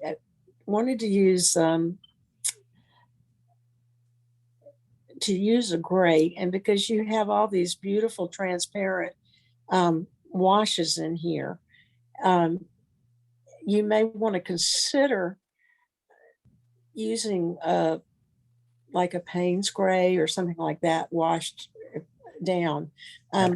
Black tends to deaden things in watercolor, not always, because the way you've used it up here in the eyes is very successful, but down here it doesn't carry the nice cleanness you have every place else. Right. So and this may or may not suit you. Again, I was just going on compositional stuff. You know, when I do botanicals, you have to match colors a lot.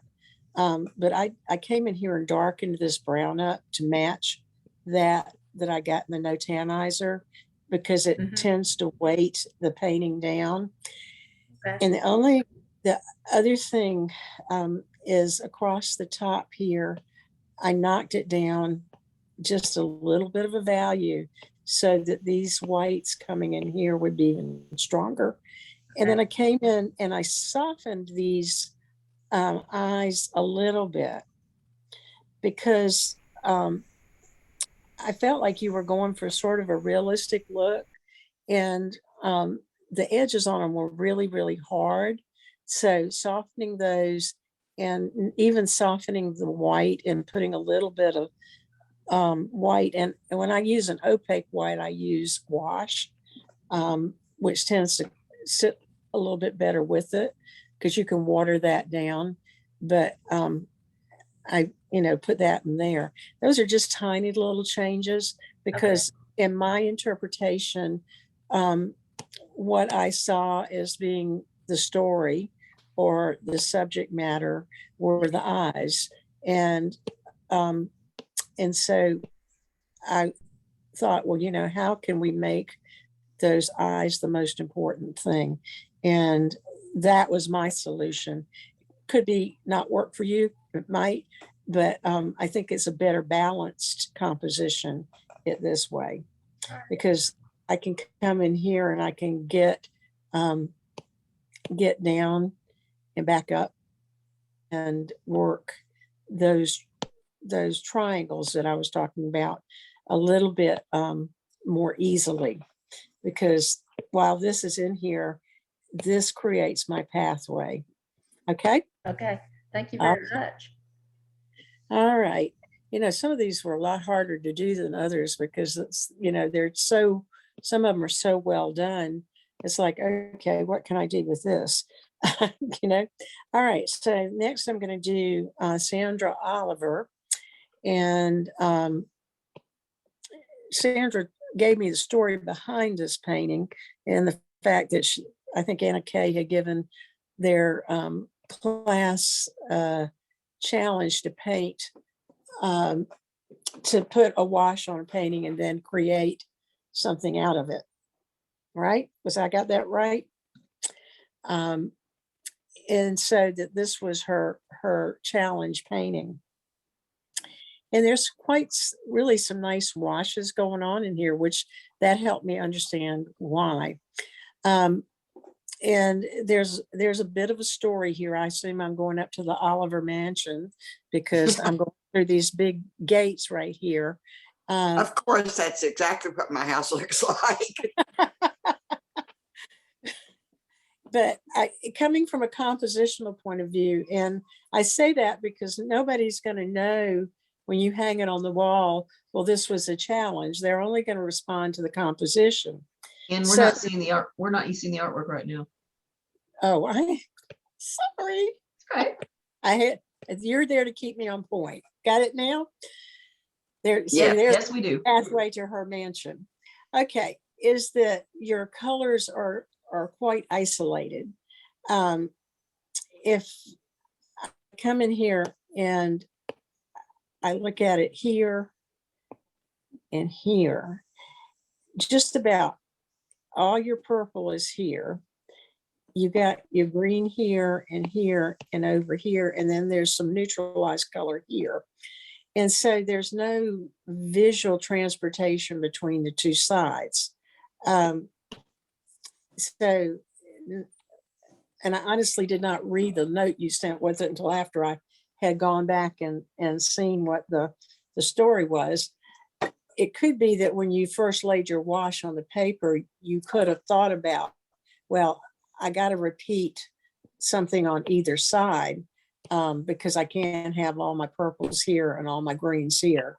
You know, so at the very beginning, it might have been good to maybe put some of this magenta or opera or whatever it is up here and some of that purple down here, and then repeated the green. Because I love the lyrical quality of what's going on here. I think that, in fact, in doing this, Anna Kay has encouraged you to create something that has sort of a, I don't want to call it a storybook quality, but that's all I can think is it's definitely not realistic. It's sort of imaginary, but it's got a lot of joy in the marks, and you know that's what I responded to. So let's talk about it from composition. This goes back behind here, and then there's nothing for me to find back here. And I kind of wish that some of this carried over there, and some of the purple was over here, and maybe some of the green was over here. So this is what I did with it. Okay. And maybe this is a little overworked up here. I might, whoops, I might have overworked a little bit of this up in here. I think I was a little tired because I worked on these till like midnight last night because I promised Barbara she'd have them by today. But I took and I repeated some of these colors, and I think it really didn't matter that we might have purple ivy over here because it is all that lyrical stuff. I chose to kind of eliminate some of the texture of this so that we could have a more interesting passage, and tried to replicate what it would be like if, you know, you had let some of these other colors run through it. And then chose to repeat some of the little pink and green back and the purple back in here. So I have a sense that I'm going into a garden that is repeated this way. What do you think? I'm very impressed. Thank you, Anne. And I took, I was trying to see, you had right down in here, what you used to make these flowers. I took that color also and repeated it in the stems over there. But I'm sure that the mansion is lovely beyond that garden. It is. You should visit sometime. I'm waiting for my invitation for tea. Okay. Okay. Thank you, Anne. Thank you. The next one is Science Project Quarantine Style by Karen Larrabee. And where is this? I think this is really, really, of course, y'all know this is kind of right up my alley. But I really love the visual relationship that's going on here. What she has is this going on. And anytime you tell a story or have the emotional involvement in the work that you do, it gives the viewer a reason to not only rest their eye on the painting a little bit longer, but also it allows them to leave with a feeling about the person or the experience they saw. The painting I did, Hope for the Homeless, was one of those for me, because I wanted people to have a feeling about that person, no matter what they knew about them. Is Karen here? Yes. Okay. So Karen, there are a couple of things. For me, when I look at this, as I said, this relationship between the face and the bug is what it's about. However, when I looked at this is what I see. And look at what you have here. You've got a really strong turquoise and red, which is a complement to green back here. And I know why you have them there, because you're repeating the colors that are down here, which is always an excellent thing to do. I've always talked about repeating something through a painting. However, here, because there's that contrast and it's up in that corner that's boxed in, it's drawing more attention than this. So when you want to make something less important, you have to neutralize it. Okay, you have to make it more like the things that are around it. So if I want to make the red and the green closer together, then I have to make this red a little bit duller and this green a little bit duller, and neutralize those to make them less important, so that I come here. And then if I strengthen the light a little bit in here, then this no longer fights for my attention. Okay. Mm-hmm. So does that make sense? Yes, makes a lot of sense. I have a painting sitting here in my studio of a girl that had beads in her hair. And when I took it for critique, that was what they said, all we see are the beads, we don't see her face. And it's, if you've been in my studio, it's been sitting there, and I've worked on it a couple of times, probably close to 3 years. And I know what the solution is, but you know, I have to pull it off, and it's a full sheet painting, and I'm over here looking at it now. It's it had your problem is small compared to all the beads I had in mind, but I got so enamored with those beads that they were all crystal and light, and the painting wasn't about the beads, it was about her. So anyway, okay, so you can see I came in here and I neutralized these. Now I lost a little bit of that nice light you had over there, and I think maybe that I shouldn't have neutralized it that much upon second thought. But I was trying to get a sort of a match between the greens. But you see how this is drawing a lot less attention now? Yes. Okay. The other thing is there was something, Good. yes. Go ahead. Oh, I said the beads are good. Yeah. Yeah. There was something that about the eye that didn't feel quite anatomically right. And I'm going to pull, oh, I can't pull in close on that. I was hoping I could. Oh yeah, I can. And I came in here and messed with it a little bit to try and build up the light on it, because it was coming sort of out at a funny angle. And so not having your reference, I didn't want to do too much, but go back and take a look at that, because it's slightly a little askew. And actually I did something here that I wouldn't ordinarily have done, and brought in a few lights on those eyelashes, because you've got the shadows down there, and I think that could make it fairly interesting. And then I popped a little bit more light on the lips and the bottom of the nose. So, you know, sometimes when people anatomically things aren't quite comfortable, it's like, it's something that that people will go, oh, it's not quite like I think it should be, but I'm not sure.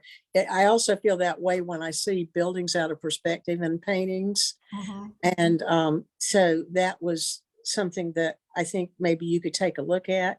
And only because we just worked on hands in my art class, I came in here and did a little more detail on that thumb to give it a little bit more depth, because when it comes to the end of the fingernail, it drops down, and you can put a little line there for help. And also I changed the shape of your thumb just a little bit because you didn't have a knuckle coming out on the thumb. I think it's a wonderful painting, and those are just little tweaks to make it, I think, a little bit stronger. You know, is this pastel and watercolor? Yes.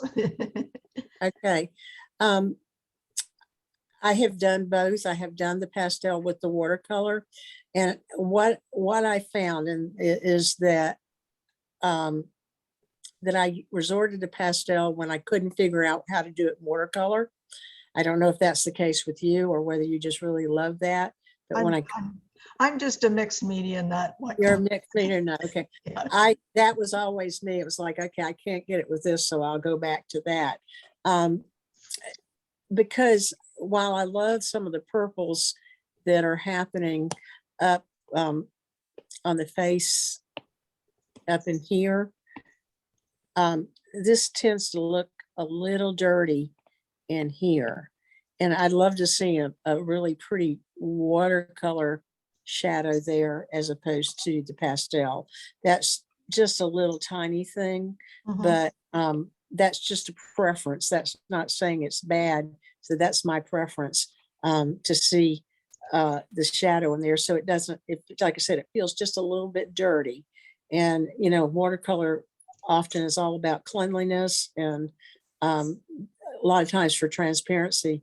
And to me, that's a beautiful opportunity to put a beautiful transparent shadow in those clothing, in that clothing. Do you have any questions or comments? I do not. I thank you. Oh, you're most well. What size is this painting, by the way? It's not terribly big. It might be like 12 by maybe even smaller, maybe even like 10 by 12 or 10 by 14. Yeah, no apologies for that. I just was curious about the size of it. It might make a really good larger painting. Yeah, smaller than my normal paintings. Yeah. Okay, so one more, and the last one I have, with apologies by the way, to Deshelle Dupree, whose painting I could not get to download. There was some glitch between her computer and mine, so I promised her a private critique. But this one is a mixed media painting by Rebecca Horn. I found it very interesting because this is so out of my wheelhouse. And so thinking about how I would handle it, she expressed in her note to me that she'd done real well with some of these, and this one just hadn't worked for her. And so I had to totally rely on composition to think about this, because I got no clues how she gets this texture in there. I think that's one of those mysteries, and I love to have mysteries. I love to say, I wish I knew how she did it. It's because this is not something that I'm used to doing, but I love it. I don't know whether this, and looking at this, the cool part, I don't know whether this shape, this reptilian shape, is actually coming out. It's whether it's two-dimensional or whether it's flat and she's made it look three-dimensional. You know, I just don't know. And that's part of the mystery in looking at this. But she, you know, I went back to my my understanding about composition, and this is to go back to the first painting when we talked about Marines. I put it right in that notanizer, and the first thing you notice is yeah, she's got she's got three dominant values. She's got her her darks, or her white is her papa, her darks are her mama, and her mid values are her baby. But all the dark is down here. There's very little dark up here. And the painting is divided in half, right, with the darks and the lights. So the goal became, how do you get the darks, some of the darks and a few of the mid values and some of that texture into that empty space above. And I hope Rebecca is here listening, and I is she, you can chime in with any comments. So I did a little more thinking on this one, and I went in there and I kind of circled this. I said, these lights down at the bottom, those are working. She's got little dots of lights down here, but something needs to move up this way, and we've got to fill this area. Well, my solution is only one. I will tell you that. There are probably a bunch, but that's what needs to happen, because you've got your flow very enclosed in here and nothing is happening outside. So I monkeyed with this in my own personal way, and show you what I came up with. Let's see.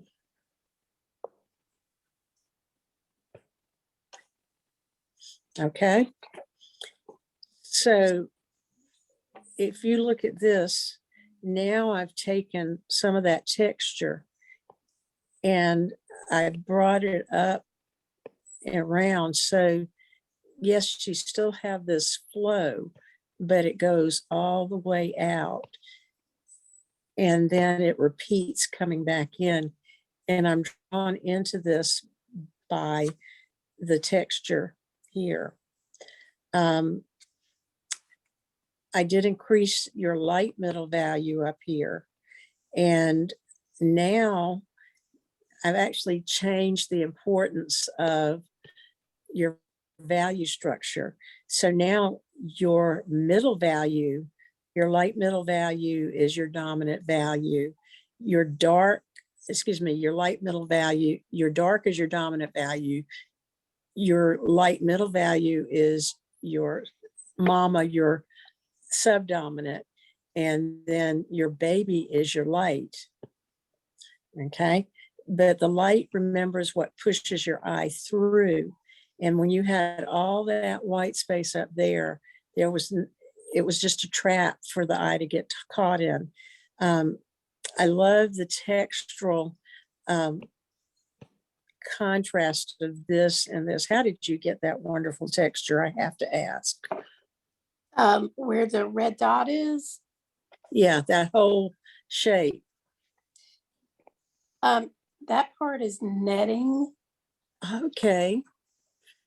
Just that I've gotten from a hobby store. It's a wonderful effect, and I can see why it's been effective for you. Does this make sense to you compositionally about dealing with this space up in here? Now it does. It seems to flow more with the colors. Instead of top is light, bottom is dark. Yeah. And to me, this is just an unknown creature.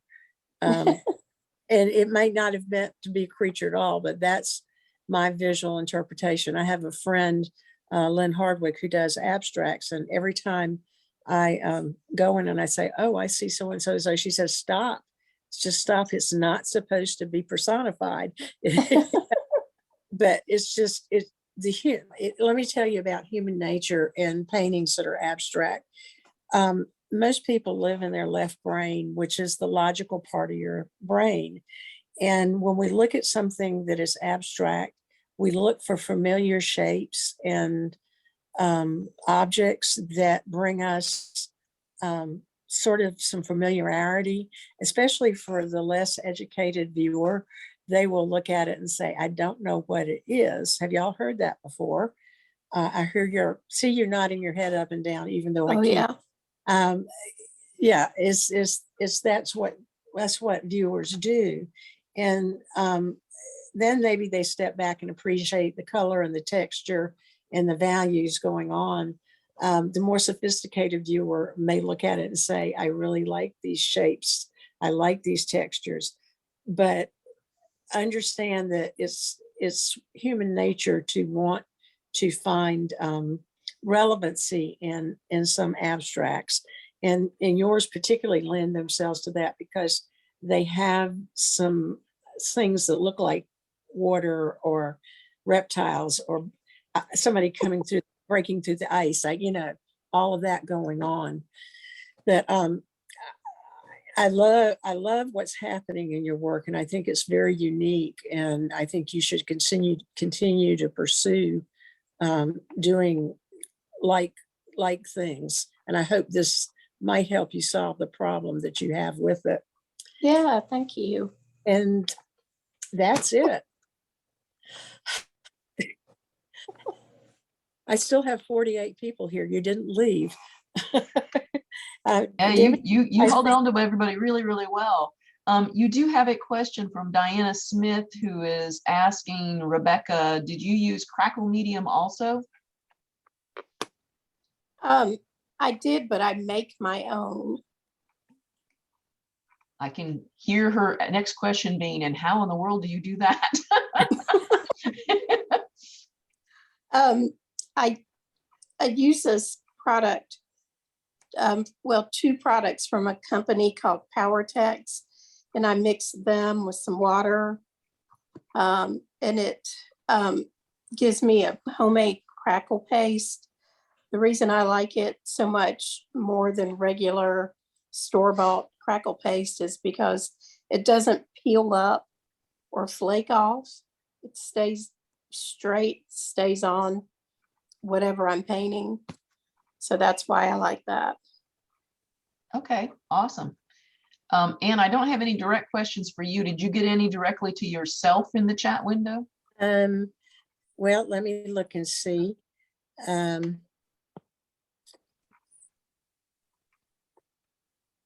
Somebody asked me about the value rules in the tonalist paintings. Kimberly said, by the way, the piece that was accepted in Art Fields this year was rejected last year. Never give up. Right. And Michelle, I appreciate your thanks because you'll get your own one.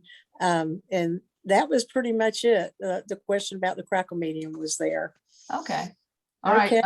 So I guess we would open it back up to everybody, anybody, and everybody can jump in with any questions or follow-ups or thoughts or observations. We'll see if there's any response from the crowd because everybody's hung in. So obviously there's a lot of interest and appreciation for it. So what questions might anybody have? Let me just add that the opinions I offered are strictly mine. And if you don't feel strongly about anything I said, that's really okay because you are the artist. I was just trying to offer some foundational information that maybe you can take home and use on another painting. There you go. Well, we're getting a lot of thank yous, and I think people definitely, everybody always learns a lot from watching somebody else's painting be critiqued without any risk of being embarrassed. So thank you to everyone who stepped up and volunteered their paintings. Yes. And I tried to give each one my full attention. And this way I was able to do more than I could have if I had just seen the painting for the first time. Yeah.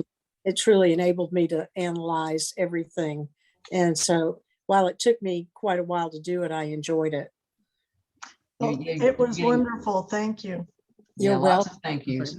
Thank you, Anne. Thank you. It was Thank you so very much. eye-opening. Mary C., you said you sent yours late. I don't think I got it unless you sent it today. I mean, I haven't looked. Who is Mary C? That's will give Mary, you- Mary Hi, Coletta. Colette. I don't, I'll have to look and see if I have it. You might resend it to me. I had some problem with my tablet earlier. It ate my link to the meeting. So, We had electricity on and off too, so. Yeah. Wi-Fi, so. Okay. yes. Happy to, okay. Very good, Anne. So it was, Thank- very thank- informative. Thank you for asking me. Thank you. Okay, Deborah. We need our door prizes.